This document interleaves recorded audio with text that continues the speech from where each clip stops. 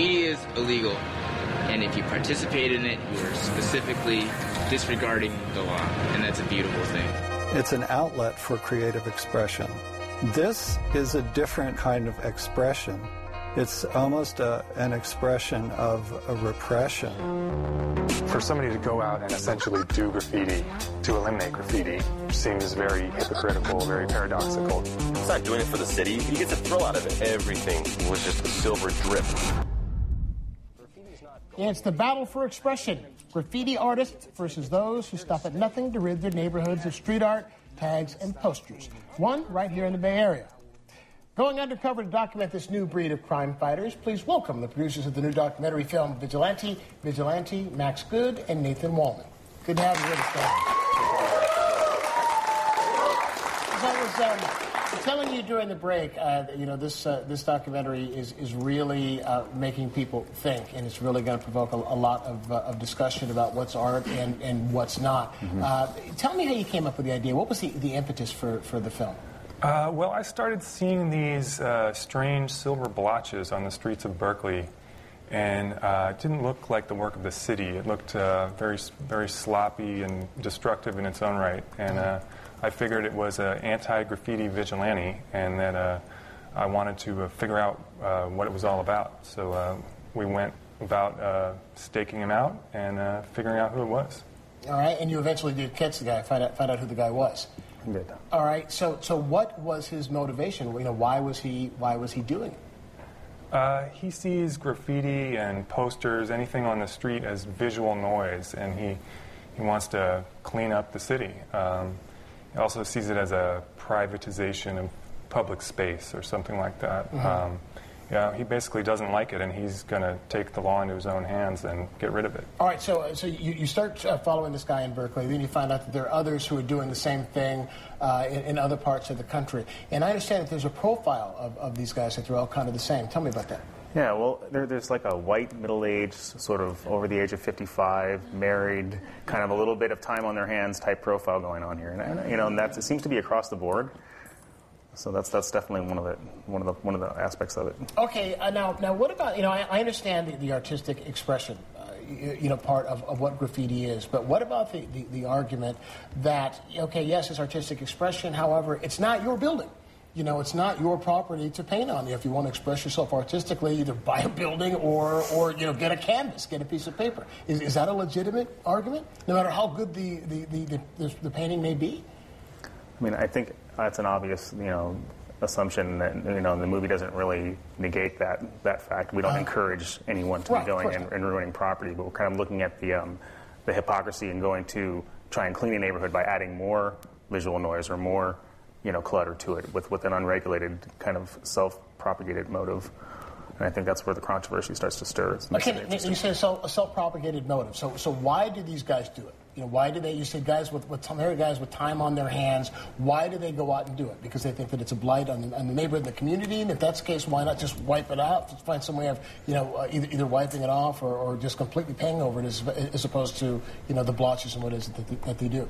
Go ahead on that. Well, a lot of them subscribe to what's called the broken windows theory, and they see graffiti as part of a whole host of crimes, quality of life crimes that contribute to a sense of lawlessness in a neighborhood and eventually to bigger crimes. So they see it as something that's more dangerous than just a kid scrawling on the wall. So they feel like what they're doing is they're cleaning up their communities. Yes, they do. But in effect, they're doing technically the same thing that a graffiti writer would be doing. They're applying paint to surfaces without permission. Yeah, so is it graffiti to paint over graffiti? That's the question. Okay, now you brought a clip. Tell me about the clip. What we're going to see. We're going to see Fred Radke, the Gray Ghost in New Orleans. So he's one of these guys that he covers. Yeah, he's a pretty well-known anti-graffiti vigilante. He's kind of the most villainous of these characters in our movie. The most villainous. All right, let's take a look. Here's Vigilante. I like to see the gray on me because I know that there's no graffiti out there once we get done. This isn't just him painting over graffiti anymore. He told me that all the kids that do graffiti are completely irresponsible, they're degenerates, they have no hope, they're druggies, that he's tried, that there's no way to reform these kids. And not only do drugs, they can actually, once they run out of drugs, They could rob tourists walking by. There's a hotel down the street. If I run out of drugs, I'll go to Fred's house, because I heard he's got a load of them. I got no problem with Buff, but this guy, man, he's on one.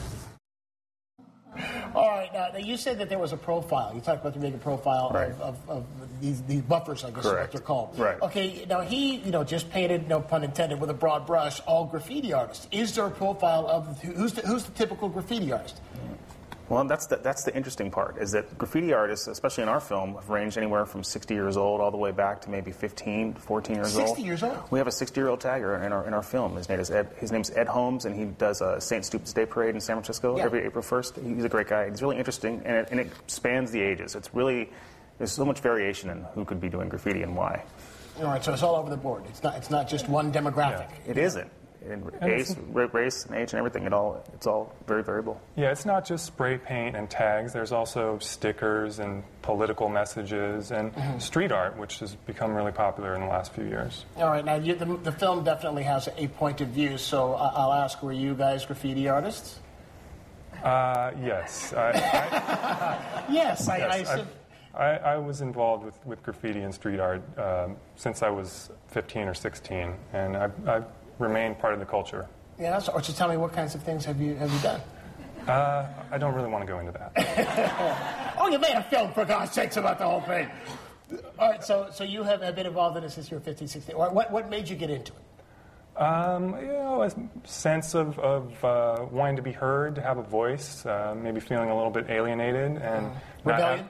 Because it's illegal? Yeah, there's a sense of rebellion. And just expressing oneself. There's not so many avenues for people to be heard in their environment. What are the penalties like? And, what do they range from, if you get caught doing it? Because it is against the law, and I know it's from city to city, I'm assuming, the laws. Yeah. Mm-hmm. Well, it ranges everything from a fine or a slap on the wrist, community service, to years in prison. In fact, there's a kid in our movie who was sentenced to 8 years for tagging in Texas, which seems a little bit harsh to me. Slightly, but it's Texas. Yeah, true. Yeah, Texas, they don't mess with Texas. Exactly. All right, well, if you want to see the film Vigilante Vigilante, it premieres this Friday, August 12th, at the Roxy Theater right here in San Francisco. Log on to vigilantefilm.com for more information, or you can go to our website, 7liveonline.com. I appreciate you guys being here with us. I said it's a very, very thought-provoking film. Thank you. It's been great. Thanks.